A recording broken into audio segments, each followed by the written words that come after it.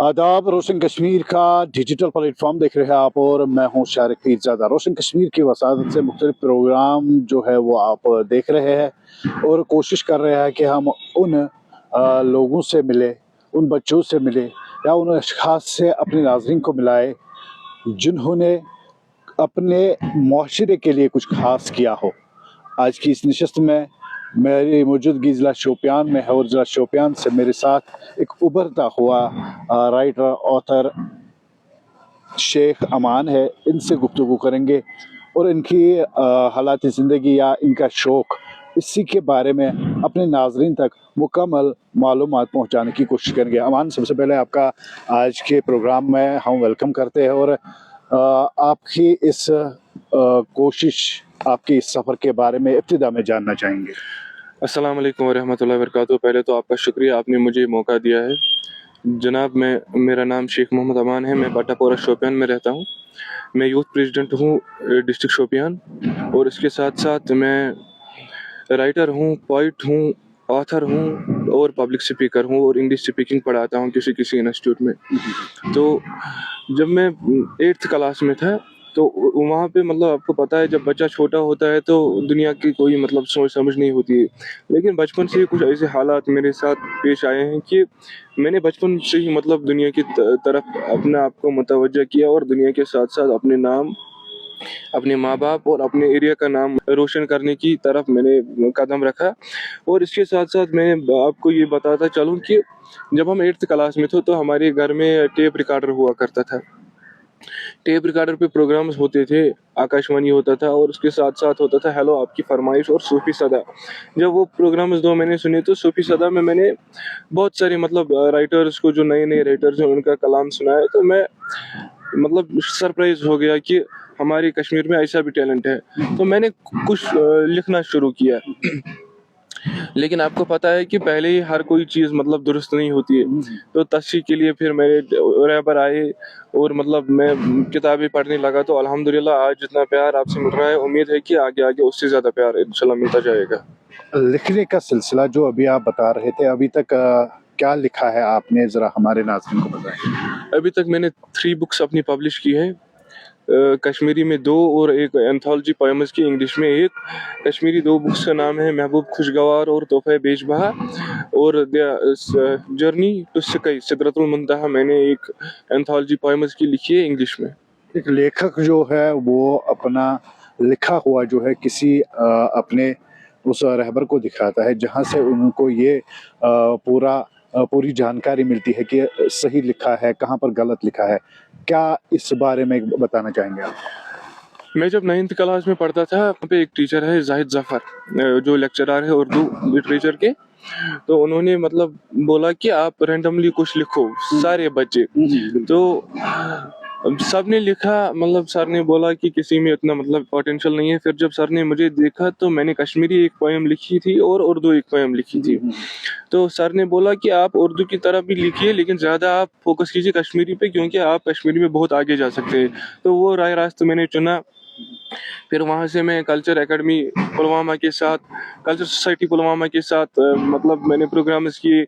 मराज अदबी संगम के साथ मैंने प्रोग्राम्स किए। अशरफ रावी साहब, डॉक्टर शादा साहब, आज़म फारूक साहब, परवेज़ गुलशन साहब, सब के साथ अल्हम्दुलिल्लाह मेरा अच्छा मतलब उठना बैठना है। और जो रिसेंट राइटर्स हैं शाह वसीम और शाह ज़ुबैर, तो वो भी अल्हम्दुलिल्लाह बहुत कुछ डिस्कस करते हैं मेरे साथ। क्या ज़रूरी होता है कि लेखक के जो उभरता हुआ लेखक होता है, क्या सबसे पहले उसके जहन में होना चाहिए कि ताकि वो सही लिखे या मुआशरे के ऊपर लिखे या हमारे जो हालात हाजिरा जो हमारे ज़िंदगी में होते हैं उस पर लिखे, क्या ज़रूरी होता है? बहुत अच्छा सवाल आपने किया है, क्योंकि मैंने सुना है मतलब लोग बोलते हैं कि एक्सपीरियंस से राइटिंग बढ़ती है, लेकिन एक्सपीरियंस उतनी ज़रूरी नहीं है। आपने सुना होगा इंट्यूशन होता है, किसी के पास इल्हाम होता है। अगर किसी को 2 साल का इल्हाम होता है, वहाँ से जो मतलब एक्सपीरियंस्ड बंदा होगा 50 साल का, वो उससे अच्छा नहीं लिख सकता है। और मतलब ऑब्जर्वेशन जिसकी स्ट्रांग होगी, उसी की मतलब नज़र भी, विजन भी स्ट्रांग होगा। और एक्सपीरियंस का ना ऑब्जर्वेशन के साथ कोई ताल्लुक है, ना विजन के साथ कोई ताल्लुक है। तो सबसे पहले मतलब इंट्यूशन वाले को मतलब उसको अल्लाह ताला ने वो तोहफा दिया होता है, गॉड गिफ्टेड होता है। तो मतलब उसका कंपटीशन तो इस दुनिया में रोई ज़मीन पे कोई नहीं कर सकता। तमाम नई नस्ल जो है वो लिखने के मामले में इसका रुझान जो है हमें कम दिखाई दे रहा है। हालांकि इससे कबल अगर हम शोपियां की बात करें, शोपियां एक ऐसी सरजमीन है जहाँ पे बड़े बड़े लेखक जो है वो यहाँ पे जन्मे हैं। लेकिन अभी जब हम देख रहे हैं कि जो नई नस्ल है कम रुझान है, क्या चैलेंज आते हैं सामने, या कि जो लिखने या पढ़ने का शौक है किस तरह बढ़ेगा? आपको पता है मतलब पढ़ने का तो मतलब चैलेंज कोई नहीं आ रहा है, लेकिन ये जो है ना, हम बोलते हैं कि दुनिया का सबसे बड़ा रोग क्या सोचेंगे मेरे बारे में लोग, यही चीजें मतलब सामने आती है। बिल्कुल बिल्कुल बिल्कुल, हाँ। मैं खुद मतलब मैंने लिखना स्टार्ट किया तो लोग मुझे कह रहे थे या तो आपको लव में ब्रेकअप मिला है या आपका दिमाग खराब है, आप राइटिंग की तरफ इसलिए गए हैं। बिल्कुल। और मतलब यही सब फेस दूसरे लोगों को भी करना पड़ा होगा। तो मतलब कोई फिर बोलता है यार जब इससे भी मुझे बदनामी होती है तो मैं क्यों लिखूं, मेरा तो काम नहीं है लिखना, मुझे अपनी इज्जत बचानी है पहले। लेकिन इज्जत भाई मतलब इज्जत ऐसी बनाओ कि मतलब कोई आपके खिलाफ उंगली ना उठा सके। और इससे मतलब लोगों के कहने से आपकी इज्जत काम नहीं होती है। अगर आपको इज्जत पहले मतलब आप खुद एतमादी है, सेल्फ रेस्पेक्ट है, तो दुनिया का कोई आपको गिराने की कोशिश करेगा नहीं गिरा सकते। वो कहते हैं कि गिरते हैं शहसवार मैदानी जंग में, वो तिफल ही क्या गिरे जो घुटनों के बल जले। बिल्कुल बिल्कुल बिल्कुल, सही बात है। इसमें सबसे ज्यादा सपोर्ट जो है किसका रहा आपका? वालिदैन किस तरह से सपोर्ट कर रहे हैं, या अपने जो अहबाब व अकारिब है किस तरह का सपोर्ट कर रहे हैं? मैं आपको बताता चलूं कि मतलब इब्तिदाई दौर से मुझे पहले मतलब खाली दो इंसान सपोर्ट करते थे, एक मेरी दादी और ये जाहिद सर मतलब जो मेरा टीचर था। और इसके बाद मतलब जब घर वालों ने देखा तो पापा ने मम्मा ने आहिस्ता आहिस्ता सपोर्ट करना शुरू किया। और अल्हम्दुलिल्लाह अमान का नाम आज साउथ कश्मीर में अब बहुत अच्छे से लिया जा रहा है, अल्लाह का फजल। तो मतलब जहाँ पे भी प्रोग्राम मुशायरे होते हैं तो वो बोलते हैं आज अमान साहब नहीं आया है। जब मैं किसी प्रोग्राम में नहीं जाता हूँ, आज अमान साहब नहीं आया, क्यों नहीं आया यार, आज अमान साहब की याद आ रही है, उससे हम कोई कलाम सुनते। अल्हम्दुलिल्लाह ऐसा रिस्पांस मिल रहा है आजकल। अभी हम देख रहे हैं कि महंगाई का ज़माना है। लोग जो है तरह तरह की कोशिशें कर रहे हैं कि हमारी जो रोजी रोटी है वो कम है। क्या एक लेखक जो है लिखने के भरोसे अपना रोजगार जो है कमा सकता है? अगर जो बोर्ड है ना लिटरेचर का बोर्ड, अगर वो सही डिसीजन ले तो आराम से कमा सकता है। क्योंकि आपको पता है कि जब एंशंट दौर था तो प्रोग्राम्स के वजीफे मिलते थे, बुक्स के वजीफे मिलते थे अलग अलग। लेकिन मतलब आजकल जब मैंने ऐसी भी हालात देखी है कि कश्मीरी बुक्स डोगरी सेक्शन में चली जाती है, डोगरी बुक्स उर्दू सेक्शन में, उर्दू बुक्स कश्मीरी सेक्शन में। तो उससे मतलब जो ये मिक्सअप होता है तो फिर मतलब बुक्स का भी ऐसा मतलब रिस्पेक्ट नहीं मिलता है। और प्रोग्राम किसी और जगह होता है तो किसी और जगह पे लोगों को इनवाइट किया जाता है, ना ऑफिस का किराया बचता है और ना मतलब जो राइटर का वजीफा है वो बचता है। लेकिन मतलब अगर सही डिसीजन हो तो मेरे ख्याल में हो सकता है। फिलहाल हम देख रहे हैं कि लिखने का जिसे शौक है या फिर शायर व शायरी का जिसे शौक है वो शौक के मुताबिक ही कर रहा है। हाँ मतलब फिलहाल मेरा मतलब सजेशन सभी को है जो कर रहे हैं पार्ट टाइम करो, क्योंकि आप इसमें अपना कैरियर नहीं ढूंढ सकते हो। आप तब कैरियर ढूंढ सकते हो जब इसका स्कोप आगे फिर मतलब दिखाई देगा। हुकूमत को क्या ऐसे इकदाम करने होंगे जिससे एक लेखक जो है या शेर व शायरी के शौक रखने वाले लोग हैं उनको आगे लाया जाए ताकि उनका रोजगार जो है वो बेहतर मजबूत हो जाए? भाई मैं आपको ये बताऊंगा, मतलब जब आप फिल्म देखते हो या मैं फिल्म देखता हूँ या कोई भी फिल्म देखता है तो हमें कितना मजा आता है फिल्म देखने में।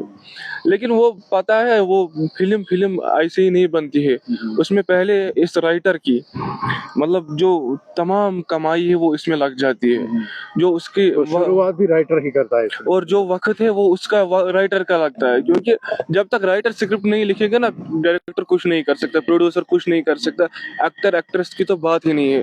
लेकिन हम क्या है, हम बनावटी चीजों पे भरोसा करते हैं। हमने एक्टर देखा, वाह कितना जबरदस्त एक्टर है, एक्ट्रेस देखी बहुत खूबसूरत एक्ट्रेस है, लेकिन ये पता नहीं यार जिसने इसके पीछे 3-4 साल जाया किए, 5 साल 10 साल जाया किए, उसको पेटेंट क्यों नहीं दे रहे हैं हम। इसी तरीके से आप देखिए सॉन्ग रिलीज होता है, सॉन्ग लिखता कौन है? ये भी राइटर ही लिखता है। बुक्स पढ़ाते हैं, हाँ वो सर अच्छा पढ़ाता है, उस सर के पास ये टैलेंट है, उसका भी कोई लिखने वाला लेकिन उस बुक का भी कोई लिखने वाला है। यानी कि घर दुनिया में जितनी भी चीजें वो राइटर की वजह से ये राइटर की वजह से। बिल्कुल बिल्कुल, बहुत बहुत शुक्रिया मेरे साथ बात करने थे। अगले प्रोग्राम में अमान को फिर से एक बार दावत देंगे, एक दिलचस्प प्रोग्राम, मुख्तसर सा प्रोग्राम, अमान की हालात ज़िंदगी, जो शौक़ है या फिर जिस तरफ अपने आप को ले जाने की कोशिश कर रहे हैं।